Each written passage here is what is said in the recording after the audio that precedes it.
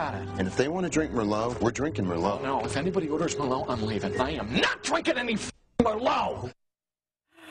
Oh, well, is it finally time to actually start drinking Merlot again? You were just looking at a clip from the movie Sideways. They were not happy with Merlot there in 2004. But Lettie Teague, our wine columnist at the Wall Street Journal, has had the very hard task of drinking 25 bottles.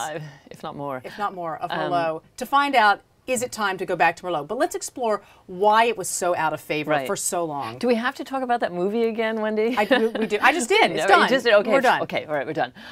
Why it fell out of favor, is one of those things, like anything, when it becomes too popular for its own good and there are too many people making the wine, too many people jumping on the bandwagon, planting Merlot where they shouldn't, making Merlot in a careless manner, which is to say, far too much of it and not allowing proper ripening.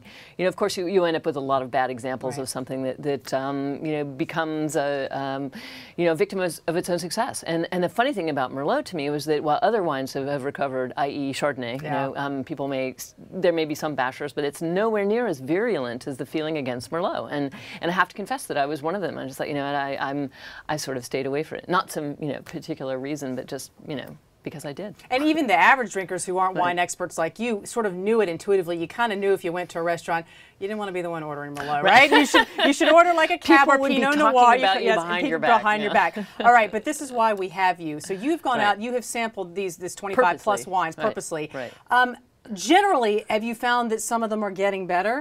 And it's, I have to backtrack and say like every every held belief or prejudice, there's a lot of that is inaccurate about that. And I've had some terrific Merlots certainly recently and even before I embarked on this tasting. But there are places where Merlot has grown to great effect in the Napa Valley and Walla Walla in Washington, to name two, and obviously the right bank of Bordeaux.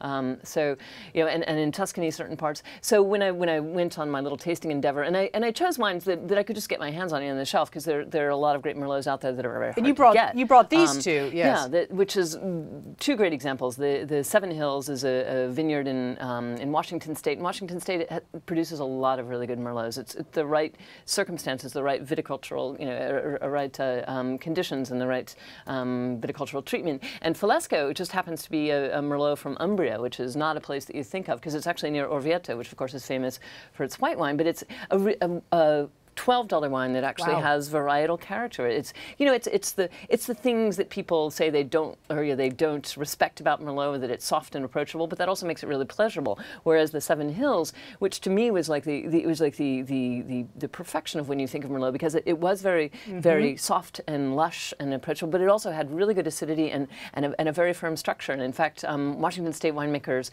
like to joke that they add Cabernet to soften their Merlot, to make it more approachable. So they have very structured Merlot. All right, so it looks like I could go and order Merlot safely now, and I'll be a trendsetter at this point. All right, Lettie Teague, that's why I have you. Thank you so much for being with us. That's why we all have you. Thanks for being with us.